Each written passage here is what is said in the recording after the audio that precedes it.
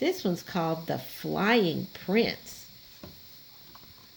I don't think I've ever read this one before. Let's see what's going on here.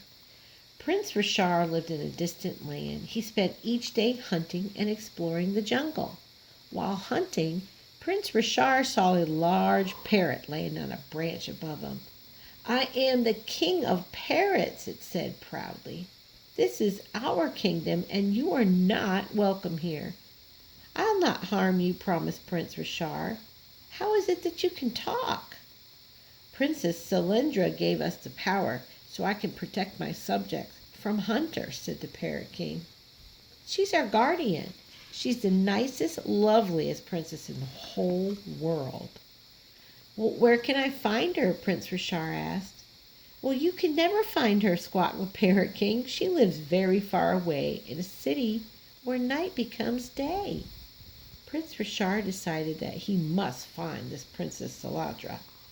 He took a bow and arrow and rode off into the jungle.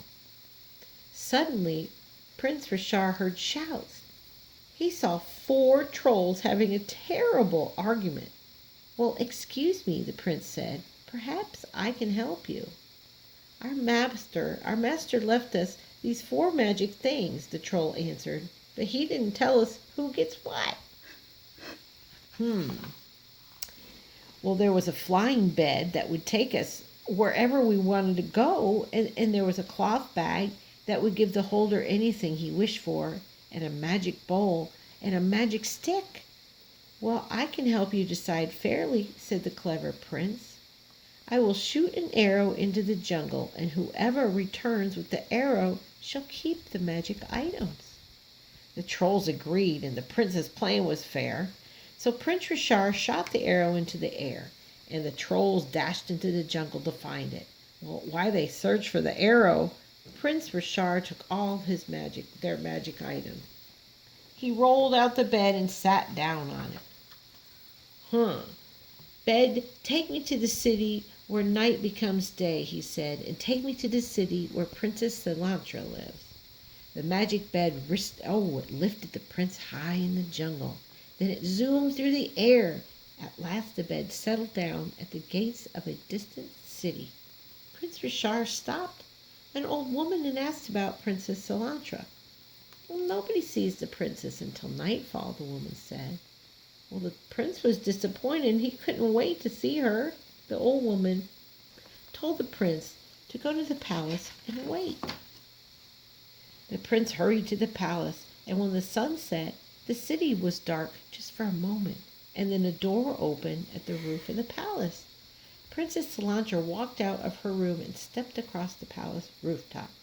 Her beauty shone more brightly than the moon, and in an instant night became day, and Prince Rashar couldn't take his eyes off her. At that moment, he knew he had just loved the princess. Prince Rashar took his bag of wishes out and said, "Bag, give me a silk shawl that matches the princess's gown exactly." He reached into the bag and found a silk shawl. "Bed, take me to the room at the top of the palace where Princess Cylindra sleeps." The magic bed lifted the prince and landed on the palace roof, and the prince crept through the door of the princess's room. Princess Cylindra was sleeping soundly in her bed, but the prince set the shawl beside her bed. He stopped for a moment to gaze upon her beautiful face before he quickly left her bedroom. Well, the next morning the princess awoke to find a beautiful shawl that was as fine as the gown she wore. But her gown was one of a kind, spun with special silk. Princess Cylindra was very curious about her secret admirer. "I would be too. Very pretty. He must be a man of great courage," she guessed, "to sneak into my father's palace at night. And to make such a perfect shawl, he must have magic as strong as my own." Well, Princess Cylindra walked out to the rooftop to dream about the mysterious admirer. That night, after the princess had fallen asleep, Prince Rashar ordered a very special diamond ring to match the princess's crown. The magic bed carried the prince to the palace roof, and he crept into her bedroom again. She woke with a start.